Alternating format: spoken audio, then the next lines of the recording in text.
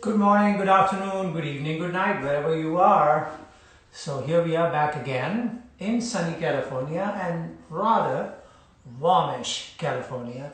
Yesterday here it was, it touched 100 degrees. So that's pretty hot. I'm glad that today it's not like that.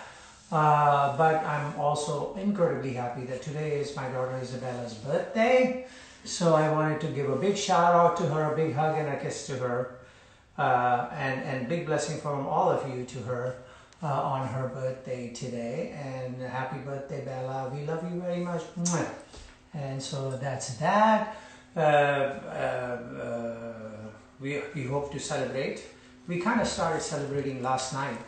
My dear friend Shari Farooq and his wife Avni cooked up a storm in their home and dropped off the food for us. So we had a very strong and lovely and tasty biryani session with bagari baigan and shrimps, and it was great. Well, what that means is that I'm a little anchored heavy today. But here I am, here we are. There was a question asked a couple of days ago and I just wanted to touch on it. And this has been frequently asked and I've answered it in many different ways, and let's see if there's a different take on it today. So this is about chilla. So the question was, can you please talk about chilla and how do you prepare to do a chilla? Well, first of all, the word chilla. Tony, she was looking through various Googles and things and everything about chilla, and she came across one explanation, and that was that it's a Indo-Persian word, Indian Persian combo. It's that word, the original word is chehel, which actually means 40, number 40, chehel. So the mystics and the Sufis of the old times in India and in Persia and so on, they would retreat into what they call the Chehel Khana, meaning a room that was called a Chehel Khana, in solitary confinement. And for 40 days they would meditate and reflect on whatever it is that was inside of them that needed to be answered, and found a way through. So that's what they did. So Chehel, in a Chehel Khana. The word in India became from Chehel into Chilla somehow. There is another Urdu word called Chehel, which is used to describe the hustle and bustle of a party or a gathering or a market or something. So they use something called Chehel Pehel, which meant, oh, there was big Chehel Pehel in that party. So big hustle and bustle, big fun going on. So that's Chehel utilized in India in that manner. But Chilla may have been a hybrid of Chalis, and which means 40. So what happens is that a musician retreats into a Chilla Khana, which is again a room, for 40 days, surviving on pretty much liquids and like water and maybe vegetables, and shying away from eating meat and stuff, and in solitary confinement, focusing on whatever was a question in his or her mind vis-a-vis the playing is concerned. So suppose if I was considering that I've gotten to a certain point with a particular qaida or a particular phrase or a particular pattern, where do I go next? And if I'm running into some kind of a wall, some kind of a, oh, I can't see my way through, so I would think about retreating into a solitary room, the Chilla Khana, and be there and focus on that particular piece of rhythm or music, and see what kind of world opens up for me in there. So for 40 days, nothing, no outside contact, and you do that. So the first time I went, I was 16 years old, wasn't quite sure what I was looking for. I mean, I was already like somewhat of a young darling of the crowd at that time. I would play concerts and people would think, oh, he's such a cute and can play well and so on. So I guess I wasn't at a point where I had reached a wall or a hurdle, but I felt excited about wanting to do something like this. So, and maybe I just wanted to get away from the family and just be on my own and do this retreat. So I went and did that. But I focused on not one particular problem, because for me at that point in my life, there was really no problem. I mean, I was just having fun, enjoying playing. So I just would practice and I would start playing as if I'm playing in a concert. So I would start with an opening peshkar and go on to a qaida and another qaida and another qaida, and then some chand based stuff and rows and relas and compositions. There was one instance where it happened where I suddenly got stuck with a particular composition, and I don't know why. I just felt that I wanted to keep trying to play that and go forward with it, and went on doing it for hours and a few days until there was a vision, and that changed things for me. That's another story. But Chilla basically means that. So you decide on, okay, there is this particular, like some people lots of people have problem with dhira dhira. So say, okay, I now I'm going to work on my dhira dhira and go into the chilla, focusing mainly on that. It is good to get your teacher's permission, guru's permission, and usually what happens is that the guru gives you in. I didn't have this the first time around, and I kind of just adopted a particular one for my second chilla, but a mantra or some kind of a prayer that you do, and before you begin, and every now and then when you stop for a moment, you go back to that prayer, and you do that. So from your guru you get that. You focus on a particular phrase or a pattern or a qaida or a rela, and you work your way through that, and until it becomes second nature to you, until your hands just naturally flow in that particular composition at any given pace. And so that's how you get there. So chilla in a nutshell is that. Now for us, when we were learning and practicing, we had a guessing game that we played, and the guessing game was how fast a particular tabla player played, a particular rela or a composition or something. And that was a guessing game because you just kind of imagine in your head, oh, it's probably this fast. Half the time I found out that when I got back to hearing the maestro again and trying to play along with, I found that I had not yet gotten to that point. So I guess that is one bar that you should set for yourself when you get to a particular composition on a hurdle. That, but in today's day, it's easier. You've got an iPhone or a phone that can give you the BPM, meaning beats per minute or tempo, at which a particular composition or a qaida is played and sounds the best. And you could try and get your way up to that level without disturbing the balance of the two hands and the clarity that must be adhered to. Once you do that in your chilla, you will realize that you're starting to get a flow and moving on. So chilla, you prepare for in this particular manner. Try to be a vegetarian, not eat too much because you're sitting down a lot. The more you eat, like I did last night, and you get heavy. So less eating, drink a lot of water, and in this day and age you can also have those vitamin drinks and all that you have available to you, and work your way through the chilla of 40 days. For me nowadays, I feel that the chilla may not be as necessary.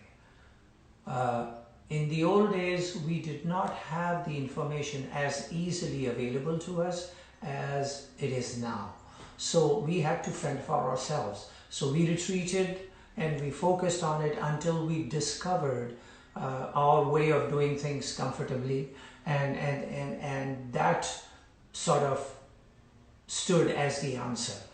But this day and age, you have videos, you have YouTube, Facebook, wherever else you can go, CDs, all that available to you. You can listen and you can decipher. You can take an app called AnyTune Pro on your iPhone and import the music into that and play it at any speed you want, so that you can actually clearly hear how the phrases work together.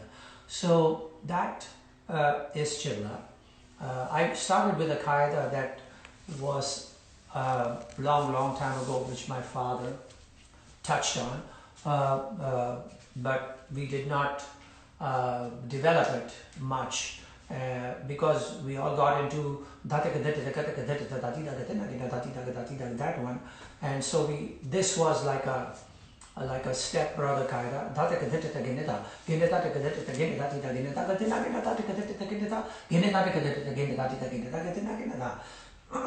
So I suddenly remember this qaida as I was setting up here, so I just kind of started to play that. So that's one of the questions. Now we have to see if there's any other question. But before any other question, I'm going to play that qaida that we got into very much, which was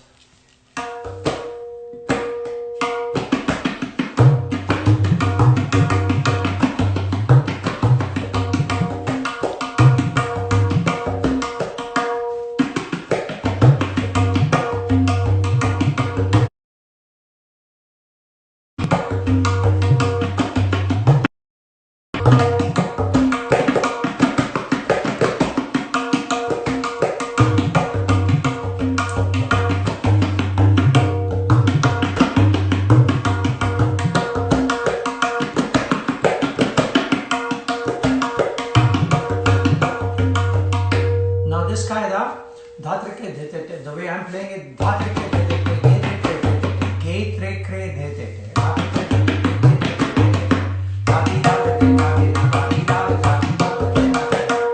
now it should be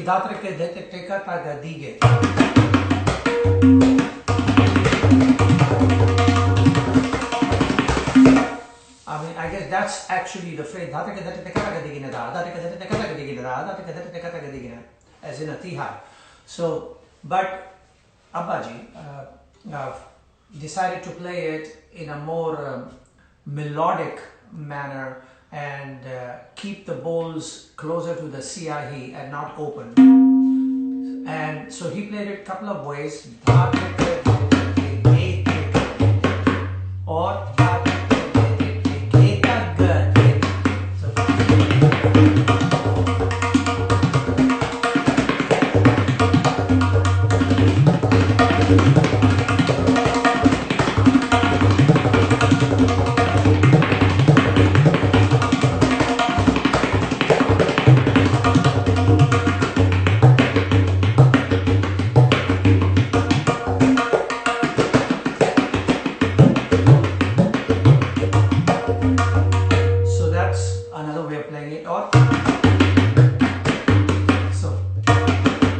seems to be the one that I usually gravitate to.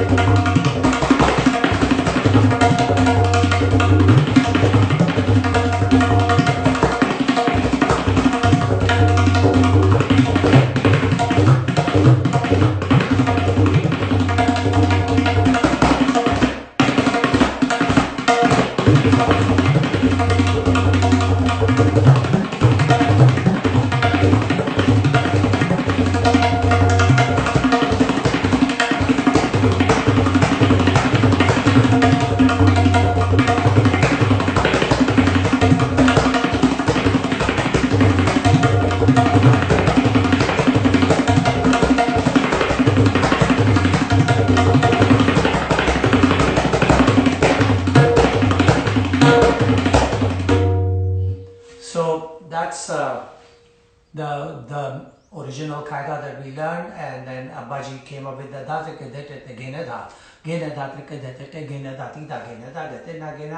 I see that there are possibilities in it. I have forgotten it. So now that I remember it, I'm going to see if I can find my way through it. Maybe do like a mini mind chilla on it. Like just sit at home and think about it. So, is there any other question? Rupak Tal tutorial. Rupak Tal tutorial? Is there such a thing? Rupak Tal tutorial? Boy, I must have missed it. Okay, Rupak Tal. So in South India is 6 beats, Rupakam, and in North India, of course, it's 7 beats. So Rupak Tal is interesting to me because it's a small tal, and therefore the kind of limits that one must put on oneself in terms of bhari and khali are kind of restrictive because of its length. So now a lot of people get around it by starting to playing Rupak Tal slow. I did that too.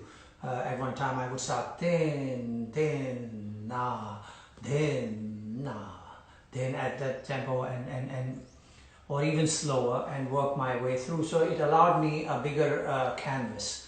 Then I started to think about it and a little bit more, and I realized that in my head that if I'm going to play Rupak Tal that slow at that tempo, then I might as well play Dhamar 14 beats, because in a sense the character of the Rupak Tal is din, din, na, din, na, din, na. It arrives, it bubbles, it lives at a particular tempo, and so that's a recent take that I've had on Rupak Tal. So when you get at that tempo where it lives and therefore is separate from Jhumra or Dhamar or Punjabi Dhamar and so on, then the Bhari and Khali becomes so small. Din, din, na, din, na, din, na. Da, dit, da, da, dit, da, dit, da, da, dit. 1, 2, 3, 4, 5, 6, 7. 1, 2, 3, 4, 5, 6, 7, 1.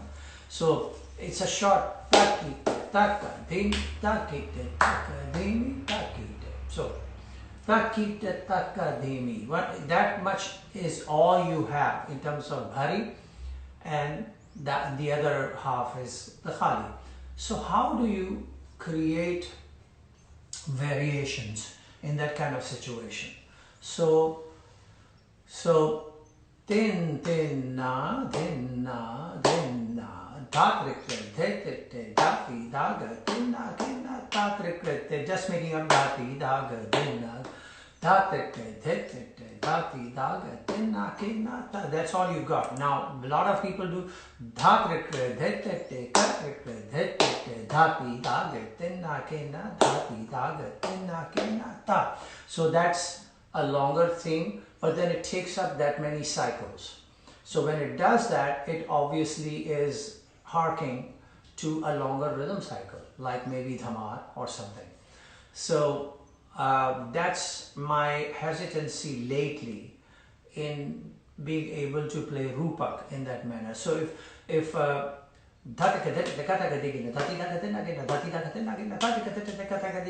Bhari and one Khali, so that's 14 beats. So how do you account for that? It's the same thing that when you're playing with a sitar player or a sarod player or somebody, and they play a gut which is 2 cycles long in Rupak Tal. So that's 14 beats. So you're in effect playing 14, you're not playing 7. So that's another question, another discussion for another time. So the challenge, however, is exciting to be able to play at that tempo. So da tit da tit da tit da da tit da gena din na gena da tit da da tit da gena din na gena da tit da da tit da gena din na gena da tit da da tit da gena din na da tit da da tit da gena din na gena da tit da da tit da gena din na gena da tit da da tit da gena din na gena da tit da da tit da gena din na gena da tit da tit da tit da gena din na gena da tit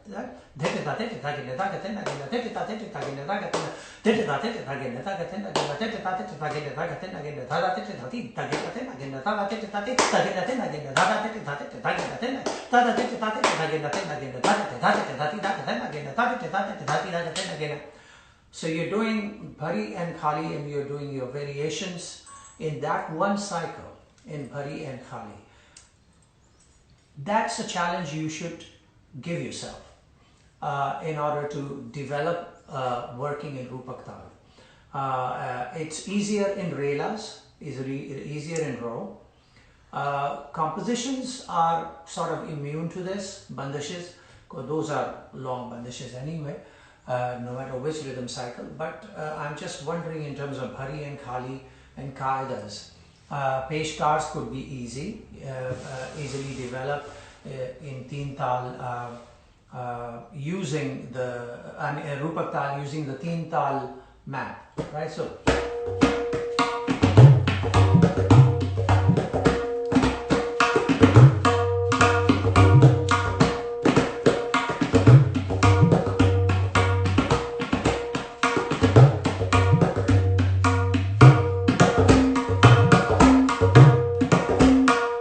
long, and you get to Khali, that's 2 cycles. So that's what I was trying to say.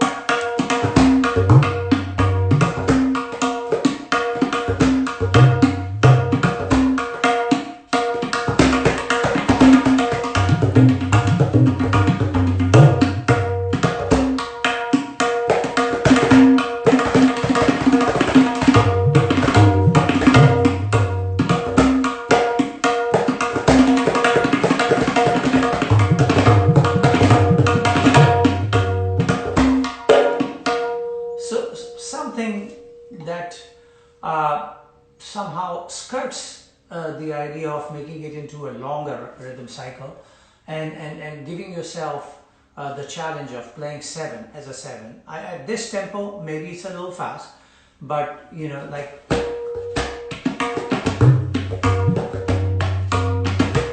at that kind of tempo, you may be able to play Qaidas, which are 7 beats long, and work in the fast thing, like a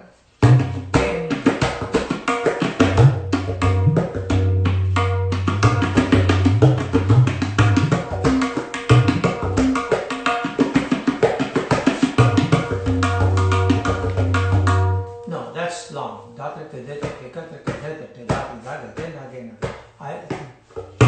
So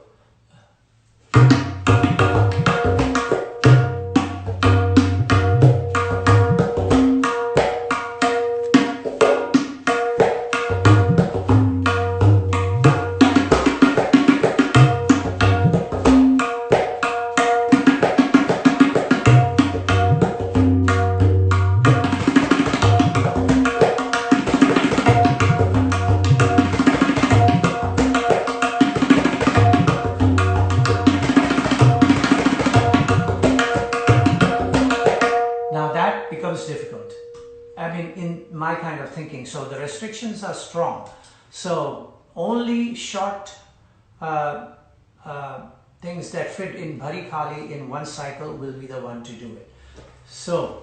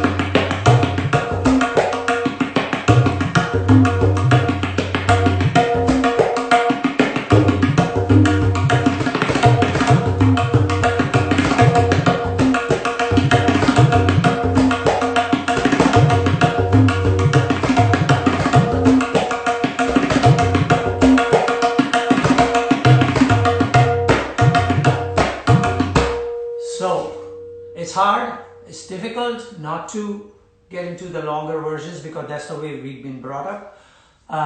But it's a challenge that I'm considering looking at and trying to figure out if there's a way to play it in this. In the meantime, every time we play a rhythm cycle which is different than teen tal, which is an even cycle, whether it's rupak tal or madhya tal or jhak tal or anything, the whole idea is to break it up into fours. So whenever you come with a composition or a qaida, look at that. So tin, tin, na, din, na, din, na. Again,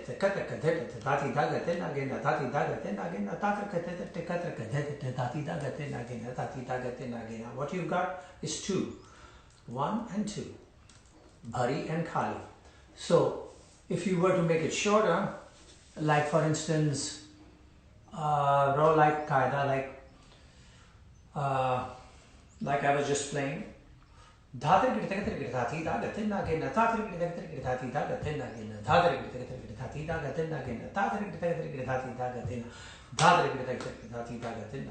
Three.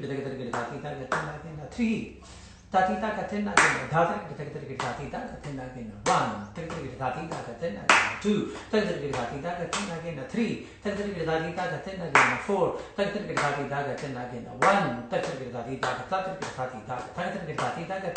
four, three,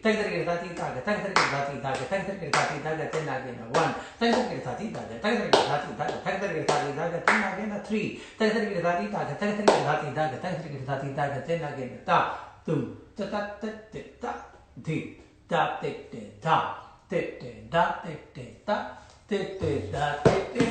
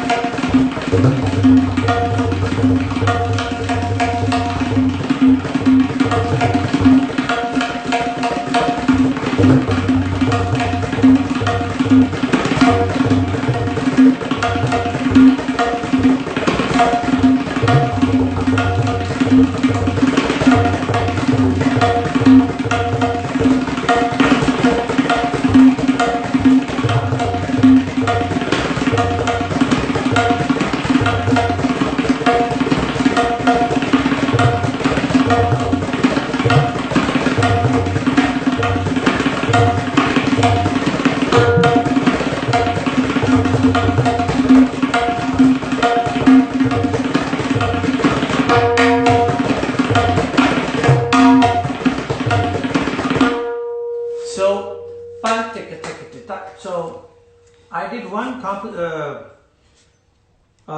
rhythm ensemble in Rupak long time ago, and I found it that it was easy to set it up at a fast Rupak in a teen tal fashion and learn my Rupak swing in that.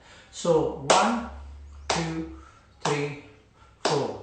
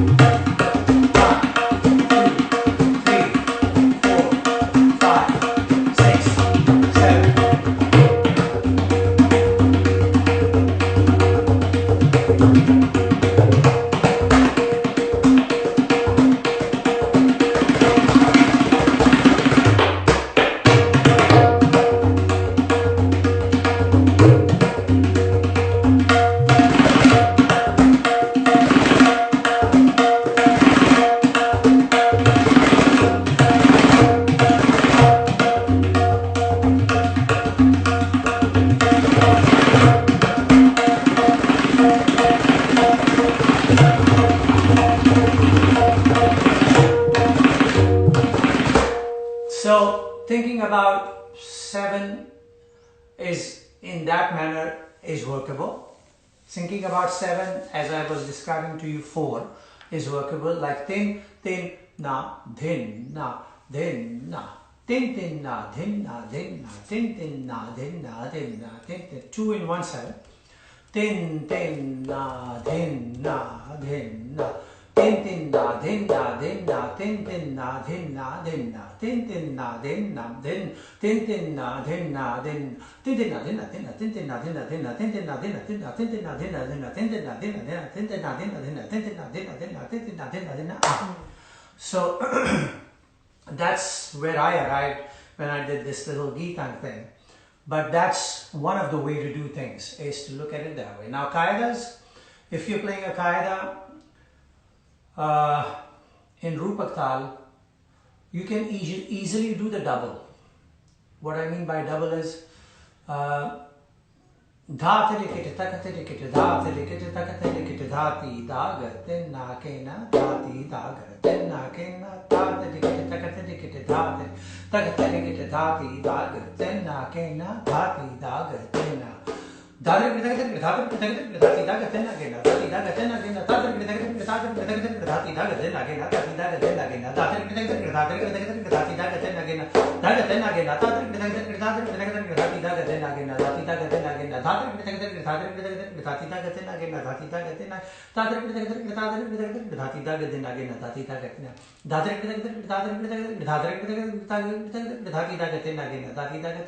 dhati daga na kena dhati daga na kena You've doubled it. So you've broken the qaida because it's an even number. Well, not quite even number, because it's easily breakable. So 2 and 2. So now you made it 4 and 4. So when you make it 4 and 4, you've doubled easily. So at least that you can do without even thinking about it in a particular rhythm cycle. Any rhythm cycle, this works. Any rhythm cycle, this will work for you. So keep that in mind. If it's Japtal, it's the same way. If it's Teen Tal, it's the same way. If it's Ek Tal, it's the same way. Whatever the qaida is, you can break it. What was interesting about Abbaji, my father, was that he broke away from the norm of even divisions of a qaida and created an uneven division type qaidas. Like again,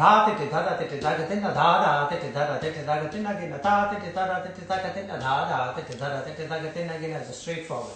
Tin, tin, na, din, na, din, na. Da te da da te da ga tin da da te da da te da ga tin again da te da da te da ga tin da da te da da te da ga tin da te da da te da ga tin da te da da te da ga tin da te da da te da ga tin again da te da da te da ga tin again da da te da ga tin da te da da te da ga tin da te da da te da ga tin again da te da da te da ga tin again da. So you doubled it. And if you come to doing tripling it, 3-1. In Delhi, some people used to call it Dora Tera. So if you do triple, then you have to adjust because it's not even on both sides. If it was even on both sides, then you could do 3 and 1, and then reverse it, 1 and 3. So this is a simpler way to be able to start working in your Teen Tal. In your Rupak Tal. One of the things that I like to do is have people work in Rupak Tal playing slow and medium and fast, and then switching between that and switching between the Tishra's element of that, like so.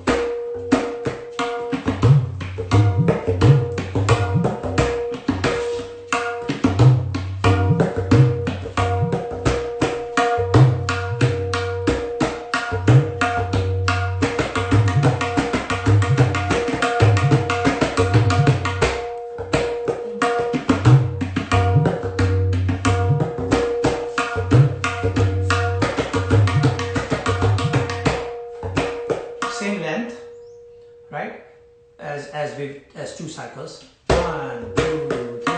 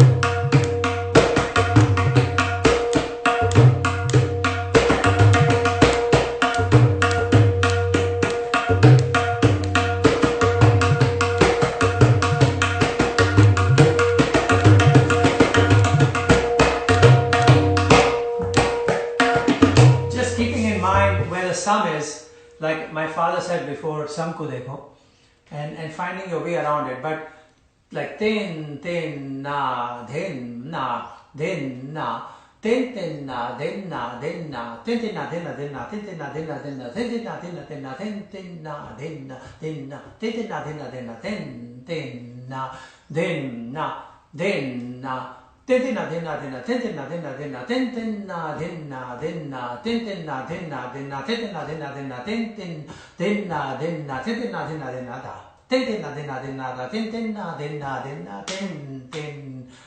Keeping that in mind, working your theka and in the 7 like that, it gives you not only the idea of how the barabar and the drut are going, but also the tishra, how it's working in between. So simple exercises like this are good to do, and so keep that going. So chilla, as you heard, Rupak Tal, I wasn't expecting this, so I didn't prepare for it as well, but anyway, so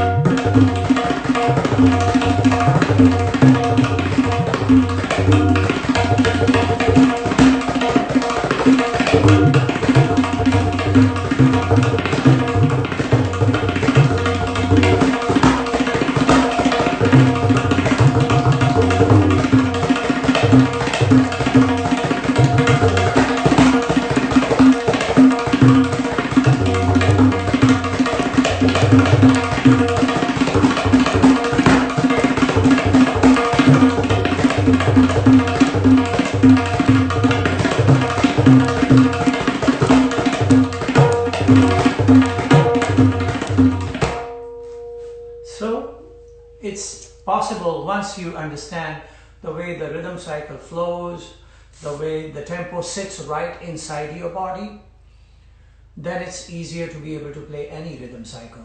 I mean, it's easier said than done, but the first step is to be able to try to make that rhythm cycle part of your natural body rhythm. When I'm playing teen tal, I usually have certain actions, or any tabla player does. You will find that at a particular matra, they do something which is different physically. So Dha din din na, dha din din na, dha din din na. The eyes will go up or something will happen. So rhythmic graph or rhythmic map or grid is installed inside the body as well. So the body reacts, and you know how it is when you when you talk about a particular maestro and that maestro's composition, and you say this is from such and such maestro, your hand naturally goes up to your ear, and you say such and such Ustad or such and such Panditji. It's natural. So that kind of natural development inside your body of reacting to the pace and the tempo of the rhythm cycle at hand is something that you should do. We seem to think that tabla playing is mainly right here, and the information is here, and the emotions are here, and they all come together in here. But if the composition or the kaidas or the relas or raws or chans or anything, you name it, if it doesn't have a physical appearance, when you saw Ustad Al-Arakha, my father, he literally lived the composition. You saw him moving a certain way, and the way his face would go, it just physically got him to a point where he was one with what he was speaking through the instrument. And that is where you need to get to. That's where you need to arrive. So it's not easy, but it's not an impossibility. It is, you know, and with today's tools available to you, you can get there, okay? In the meantime, wash your hands, wear a mask, be safe, be careful. And now next Friday, I'm going to take a Friday off, if you don't mind. We've done 7 Fridays in a row, and I'd like to just sit back and maybe work on this idea of Rupak Tal that we just sort of put in the frying pan. And so next Friday, you're going to take a holiday, and the Friday after that, we'll be back here at the same bat channel and same bat time. And so take care of yourselves, and lots of love to all of you. And again, happy birthday, Bella, if you're watching. We love you. Ciao.